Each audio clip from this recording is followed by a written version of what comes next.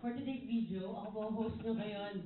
And welcome po sa press conference of Para Kay B, brought to you by LA Broadhouse with Fire Night Live in partnership with Tunog at Liwanag sa Teatro. Sobra pong excited po kami na ma-share po sa inyo to, yung aming take on Ricky Lee's best-selling novel now brought to life on stage. So, this is actually Fire Night's second production din po after choosing. And excited kami dahil kami po ni Lisa bilang taga-teatro din. Sobrang happy kami kapag may mga ganitong endeavor. Pero since Love Month ngayon, gusto kong pag-usapan natin ang pag-ibig. Okay lang ba yan? Pag-usapan natin. Kasi naniniwala ako na iba't ibang tao, iba't ibang pagtingin sa pagmamahal. Merong mga hopeful, merong mga naniniwala sa forever, di ba? Meron ding mga cynical. So, gusto kong malaman dito, sino po sa inyo ang naniniwala sa sinasabi nila na only 1 out of 5 people will have a happy love story? Ha? Gani, naniniwala ka ba doon? Only 1 out of 5. Only 1 out of 5? Yeah. Ha? Hindi, kaya gusto ko naniniwala ka ba doon? Parang na ngayon. Ang bilis mo namang na-turn to the other side. O sige, sino yung mga naniniwala na 1 out of 5 lang ang makakaranas ng happy ending? Taas kamay.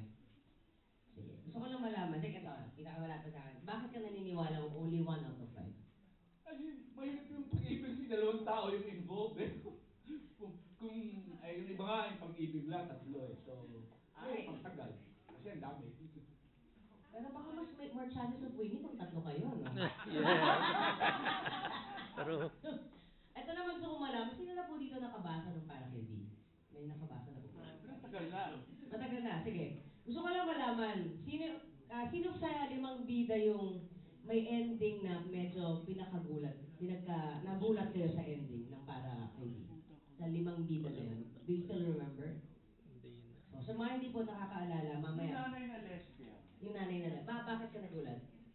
Kasi nagulat na ako may lesbian character actually eh. But I like it and I like how the daughter took to the mom and did not find it awful or disgusting that her mother is a lesbian. And so I love that part. Although it shocked me, ay hindi ka talaga yung lesbian. Diba? Representation matters. Alright. So, bago po natin pag-usapan ng play, let's go back muna to the book itself. Ang Para Kay B was published in 2008 and immediately captured the reader's heart. Maraming mga naiyak, maraming nagalit, at maraming nagtanong na, totoo nga ba na isa lang sa 5 ang magkakaroon ng happy ending? Kasi each of the 5 love stories ay napaka-unique, pero lahat sila may isang tanong. Hanggang saan aabot ang pagmamahal mo bago mo ito bitawan? Ay, diba? Hanggang saan ang sukdulan para sa'yo?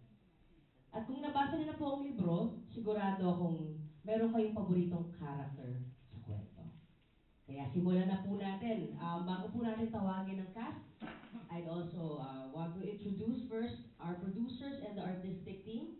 We have LJ Deldoc, our playwright. Palakpakan po natin siya. We have LJ Deldoc, everybody. Please take a seat. Yong Tapang Jr., our director and producer from LA Broadhouse. Hello, Director. Lambert Angeles, our producer from LA Broadhouse as well. Liza Dino, our producer from Fire Night Entertainment Incorporated. And we have Nico Manalo, our dramaturg and assistant director. Hi. Hello. Kanina lang nagluluto ako. Kagabi na, di ko alam na host ako eh. And we have Rafisha Bravo, our assistant director and choreographer. So now, let's get to know the cast, everybody. Palakpakan po natin.